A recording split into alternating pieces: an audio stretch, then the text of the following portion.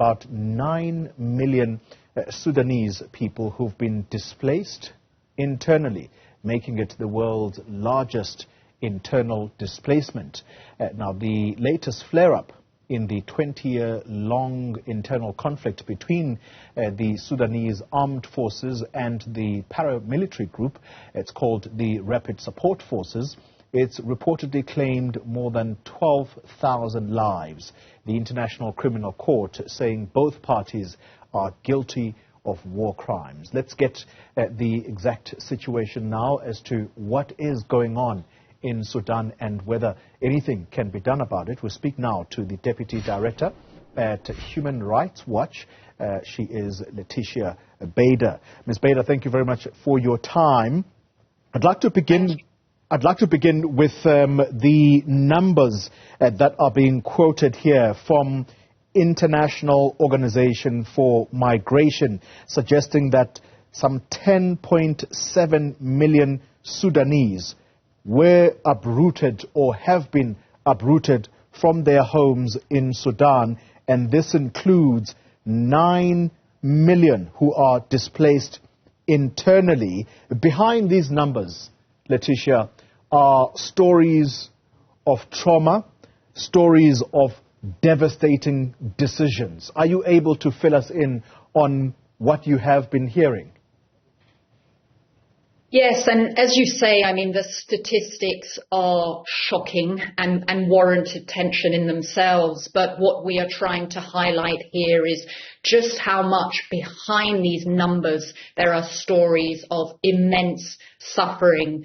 From the get-go, the two warring parties, so these are the Sudan Armed Forces and the Rapid Support Forces that were once allies, their leaders actually overthrew the transitional government in Sudan in late 2021, started fighting in Khartoum, in the capital city. This is a town of an estimated 6.5 million people at the onset of the conflict. And from the get-go, they completely showed disregard for basic laws of war. They were fighting very heavily inside the center of Khartoum. The Rapid Support Forces occupied residential areas, residential homes. In that context, committed horrific abuses against civilians. And then on the other side, you had the Sudan Armed Forces, which repeatedly bombed residential areas, civilian infrastructure. The health system right now in Khartoum, which was very centralized in Sudan, has been absolutely devastated. Another terrible statistic is about 70% of the health infrastructure in Sudan has been destroyed. Now, what we're highlighting here is the internal displacement, which is now the highest in the world. But of course, there's also massive displacement into neighboring countries. Egypt, Chad has 500,000 people that arrived in Chad because of horrific abuses by the Rapid Support Forces in West Darfur. So all these are horrific stories. Many people have had to leave their loved ones behind, older people, people with disabilities, but also people who could just not afford to flee. Fleeing in this context is incredibly expensive. And so many people are also left behind. And I think what we are showing and we're seeing here as well is that people have already, within the last 10 months, had to displace multiple times. So not only leaving their homes in Khartoum, they moved to Wad Madani, which was taken over in December by the Rapid Support Forces. They're again on the run as we speak.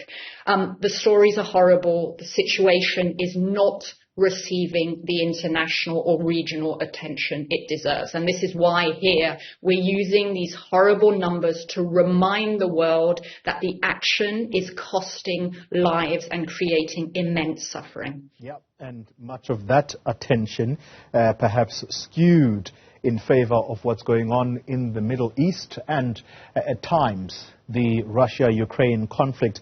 Let's continue with the statistics, Laetitia, because the understanding is that over 20 million Sudanese are now at risk of severe hunger, and I suspect a large number of them are women and children.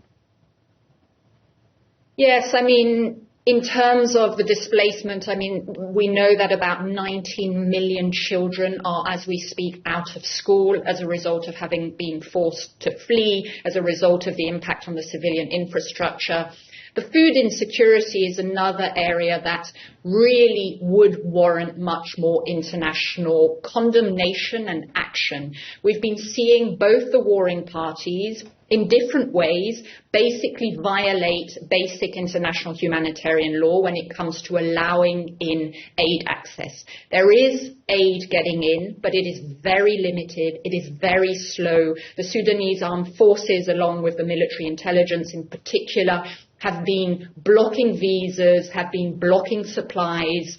Since September, medical supplies have been prevented from getting into Khartoum. So the medical NGO Doctors Without Borders, which was one of the only international organizations still operating in Khartoum, have repeatedly said they've had to stop surgeries, notably cesareans, which was the main form of surgeries they were carrying out in Khartoum because of these bans on supplies. So obviously that is also impacting food. What we've seen on the side of the Rapid Support Forces in particular has been massive looting of what exists in terms of aid supplies in the country.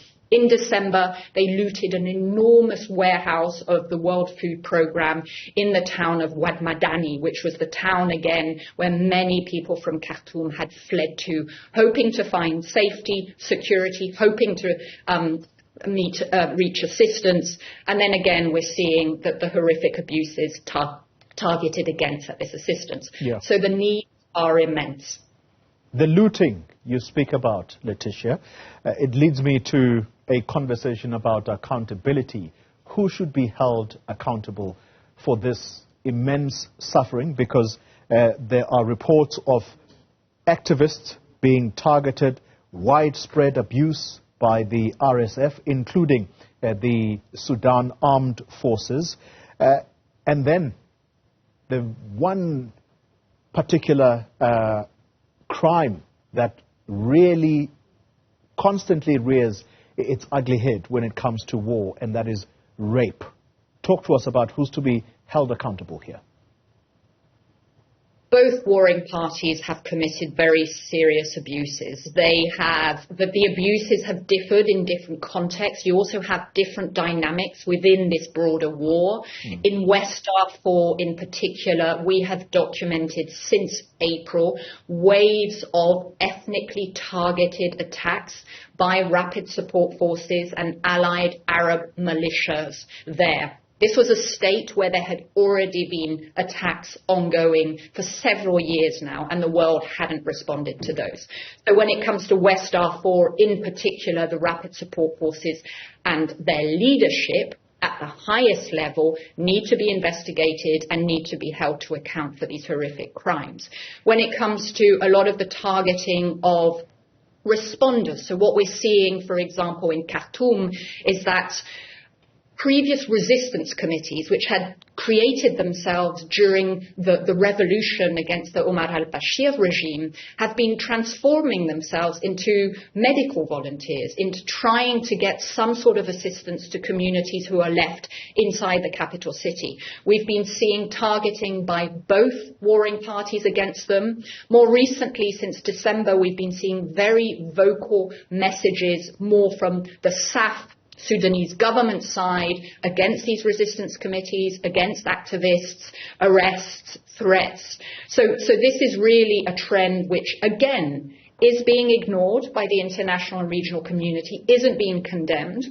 And I think we have seen multiple opportunities, including during visits to South Africa of the leadership of the Rapid Support Forces, to really send much clearer messages that business as usual is not possible in a context like this. And yet we've just not seen any consequences, whether diplomatic, whether in terms of accountability for the horrific abuses both warring parties are committing right now. A final question to you. I mentioned earlier that the global attention at the moment very much focused on the Hamas-Israel conflict at the moment, and much to the neglect of the people of Sudan, global inaction is obviously costing lives in Sudan, Laetitia. What are you calling for? We saw countries like my own, South Africa, going to the International Court of Justice on the Israeli-Hamas conflict, wanting to assert human rights there. What is it, or who should speak up for Sudan?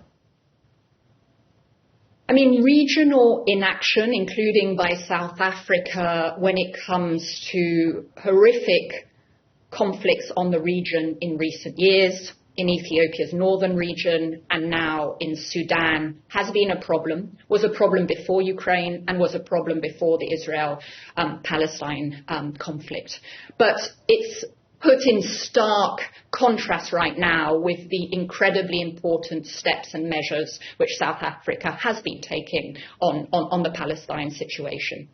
So what is critical is that there are not double standards on the continent. The lives of Sudanese, the lives of Darfuris are as important, and the regional community needs to respond in the same way. So what would we like to see? We would like to see clear condemnation of, for example, the deliberate obstruction of humanitarian assistance, the attacks on humanitarians. We would like to see the African Union take many more concerted measures to protect civilians. Right now, as we speak, the UN mission, which had a mandate of civilian protection, it wasn't a peacekeeping force, which had been removed several years ago, but it did have that mandate, was scrapped overnight in November. And right now, no one is talking sincerely, concretely about civilian protections. And we're now seeing the cost of that. So it's critical for South Africa to lead, really, efforts as well on the continent to make clear that accountability for crimes on the continent are as important. Laetitia, let me thank you very much for your time. Laetitia Bader is the Deputy Director at Africa Division, and more specifically with the Human Rights Watch. It is a terrible situation unfolding in Sudan, and has been, as Laetitia mentions, before the Russia-Ukraine conflict and before what we are seeing to be the latest conflict in Gaza.